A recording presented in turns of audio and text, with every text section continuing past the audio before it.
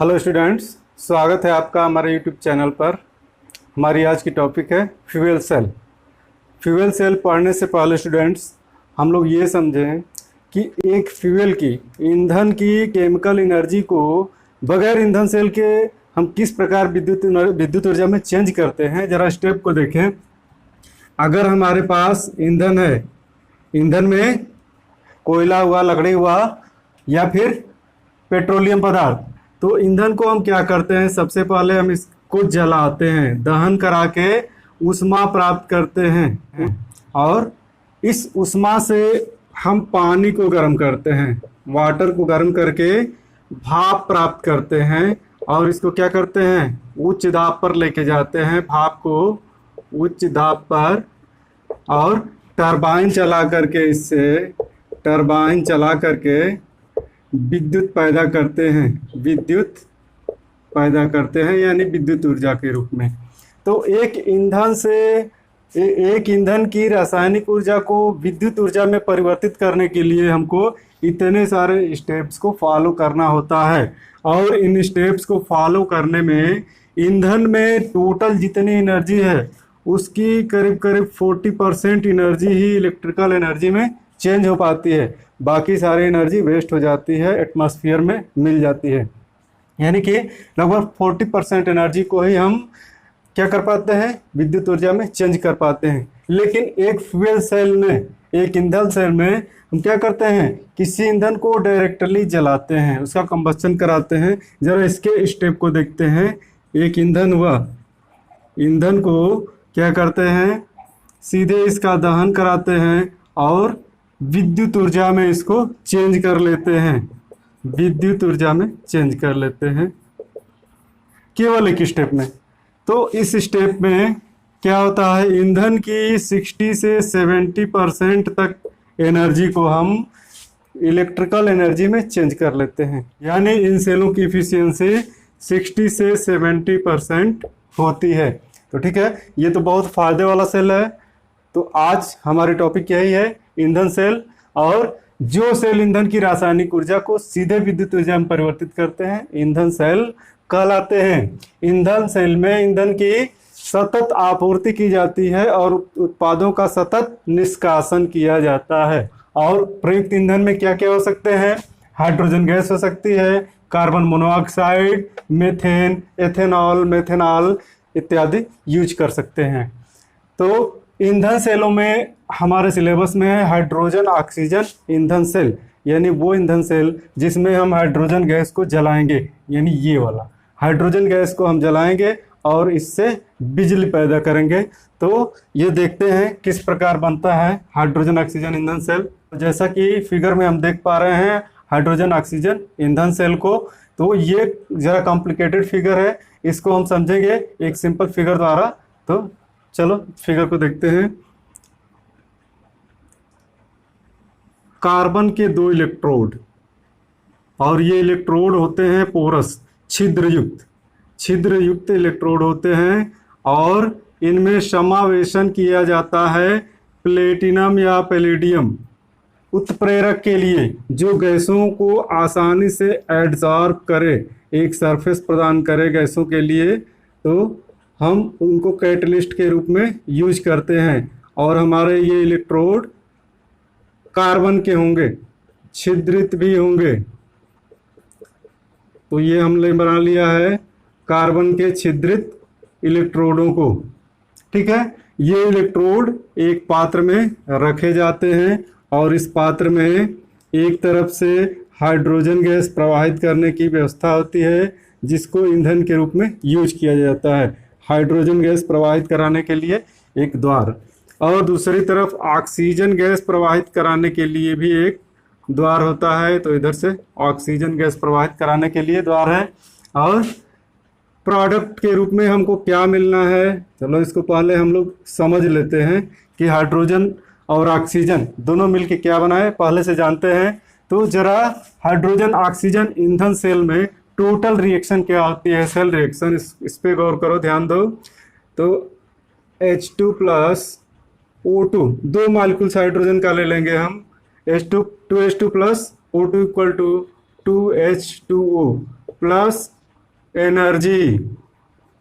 और यह हम देख रहे हैं कि हाइड्रोजन गैस को ऑक्सीजन के द्वारा जलाने पर, ऑक्सीजन की उपस्थिति में जलाने पर वाटर बनता है और एनर्जी निकलती है। ये रिएक्शन उतनी आसान नहीं है जितनी दिख रही है, यानी हाइड्रोजन गैस को सीधे सीधे जलाएंगे हम ऑक्सीजन द्वारा तो उसमें तीव्र विस्फोट हो जाएगा, यानी सीधे हाइड्रोजन गैस को हम जला नहीं सकते, तीव्र विस्फोट होगा और अधिक मात्रा में ऊष्मा निकलेगी, इसके कारण विस्फोट होता है। तो इसको सीधे न जला के इसको क्या इनडायरेक्टली जलाया जाता है। और इस ईंधन सेल में जब इनडायरेक्टली जलाते हैं तो हमको इलेक्ट्रिसिटी प्रोड्यूस करने का एक मार्ग मिलता है। तो यहाँ हमको ये दिख रहा है कि हाइड्रोजन गैस का यहाँ पे होगा ऑक्सीकरण, क्योंकि यह ऑक्सीजन से संयोग कर रहा है। यहाँ पे क्या है, हाइड्रोजन शून्य ऑक्सीडेशन स्टेट में है, वाटर में +1, यानी हाइड्रोजन का क्या हुआ, ऑक्सीकरण हुआ है, ऑक्सीडेशन, ऑक्सीडेशन। और ऑक्सीजन का क्या हो रहा है, ऑक्सीजन तो 0 से पहुंच रही है -2 में, तो इसका होगा रिडक्शन। ये हो रहा है अपचयन, रिडक्शन, यानी कि ये क्या हो गई, एक रिडॉक्स रिएक्शन हो गई हाइड्रोजन का, जिसमें ऑक्सीडेशन और ऑक्सीजन का रिडक्शन हो रहा है। तो चलिए आइए हम इलेक्ट्रोडों पे देखते हैं। इससे पहले इन इलेक्ट्रोडों के बीच में देख लेते हैं क्या भरा होता है। इलेक्ट्रोडों के बीच में KOH का कॉन्सनट्रेटेड सॉल्यूशन, KOH का कॉन्सनट्रेटेड सॉल्यूशन होता है, कॉन्सनट्रेटेड KOH। एक तरफ से हाइड्रोजन गैस प्रवाहित की जाती है जो इलेक्ट्रोडों के छिद्र से प्रवेश करके कहाँ पहुँचती है, KOH के संपर्क में। और KOH सॉल्यूशन में क्या है, KOH या फिर NaOH भी हो सकता है, NaOH। तो इसमें क्या है, सोडियम आयन या पोटेशियम आयन और हाइड्रोक्साइड आयन, OH आयन उपस्थित हैं इसमें पहले से। अब क्या होगा, हाइड्रोजन गैस पहुंचती है और इस इलेक्ट्रोड पे इसका ऑक्सीकरण होता है, यानी कि यह ऑक्सीकरण इलेक्ट्रोड हो गया। और हम लोगों को याद है कि ऑक्सीकरण इलेक्ट्रोड को ही हम एनोड कहते हैं, एनोड। और जब ये एनोड है तो इसको हम नेगेटिव टर्मिनल भी बोलेंगे, क्योंकि एनोड नेगेटिव टर्मिनल है, तो ये हमारा नेगेटिव टर्मिनल हो गया। इस इलेक्ट्रोड पे, दूसरे वाले इलेक्ट्रोड पे ऑक्सीजन गैस हाइड्रोजन के साथ जुड़ करके वाटर बनाती है, यानी ये इसका हाइड्रोजन से योग होता है और हाइड्रोजन के योग को हम कहते हैं रिडक्शन। और इसका मतलब ये हुआ कि ये रिडक्शन इलेक्ट्रोड अपचयन इलेक्ट्रोड है, और हम लोग जान रहे हैं कि अपचयन इलेक्ट्रोड को कैथोड कहा जाता है और इस पे पॉजिटिव चार्ज होता है in case of galvanic cell. हमने पहले ही बताया हुआ है कि जिन सेलों को भी हम ऊर्जा लेने के लिए यूज करते हैं वो सभी सेल गैल्वेनिक सेल हैं। तो यह भी एक गैल्वेनिक सेल है, यहाँ मैं लिख भी दे रहा हूँ, यह सेल एक गैल्वेनिक सेल है। और गैल्वेनिक सेल में क्या हम करते हैं, रासायनिक ऊर्जा को विद्युत ऊर्जा में चेंज करते हैं, विद्युत ऊर्जा में चेंज करते हैं। तो ईंधन की रासायनिक ऊर्जा को हम विद्युत ऊर्जा में चेंज कर रहे हैं, यह एक गैल्वेनिक सेल है। तो ठीक है, ये हमारा हुआ कैथोड। और कैथोड पे ऑक्सीजन क्या करती है, हाइड्रोजन गैस के साथ मिलके जल बनाती है। अब ठीक है, यहाँ देखो, हाइड्रोजन गैस का जब ऑक्सीडेशन होता है तो यह इलेक्ट्रॉन क्या करेगी, रिलीज करेगी। एक हाइड्रोजन का अगर मॉलिक्यूल है तो 2 इलेक्ट्रॉन रिलीज करेगा, और वो इलेक्ट्रॉन कहाँ मुक्त होंगे, इलेक्ट्रोड पे। और तुम लोगों को मैंने पहले भी बताया हुआ है कि इस सॉल्यूशन में इलेक्ट्रॉन कभी नहीं जाते, इलेक्ट्रॉन कहाँ रहेंगे, इलेक्ट्रोड पे रहेंगे और सर्किट में रहेंगे। यानी कि ये इलेक्ट्रॉन क्या करेंगे, यहाँ है ये निगेटिव इलेक्ट्रोड है, ये पॉजिटिव दिख रहा है, नेगेटिव से पॉजिटिव की तरफ जाने इलेक्ट्रॉन्स की टेंडेंसी है, तो सर्किट से होते हुए कहाँ पहुँचेंगे, इस पॉजिटिव इलेक्ट्रोड पर पहुँचेंगे इलेक्ट्रॉन्स। ठीक है, यहाँ वोल्ट मीटर लगा दिया, रीडिंग भी दिखेगी हमको। यानी जब हम सेल में ईंधन की आपूर्ति करेंगे, कंबस्शन होगा, उस समय हमको वोल्ट मीटर में रीडिंग देखने को मिलेगी। तो हाइड्रोजन ऑक्सीजन ईंधन सेल में सेल वोल्टेज होता है, सेल वोल्टेज 0.9 वोल्ट, 0.9 वोल्ट। अब इस सेल में हमारा बचा है एनोड, कैथोड और टोटल सेल रिएक्शन। तो सबसे पहले हम लोग क्या करते हैं, एनोड रिएक्शन को देख लेते हैं। एनोड पे क्या अभिक्रिया होगी, एनोड पर हमको दिख रहा है हाइड्रोजन, हाइड्रोजन गैस प्रविष्ट हो रही है। ये किसके आएगी, के OH आयन के संपर्क में हाइड्रोजन गैस यहाँ आएगी, OH आयन के कांटेक्ट में, और बना लेगी H2O। यहाँ हम 2OH लगा दे रहे हैं और क्या रिलीज होगा, 2 इलेक्ट्रॉन्स, तो 2H2O।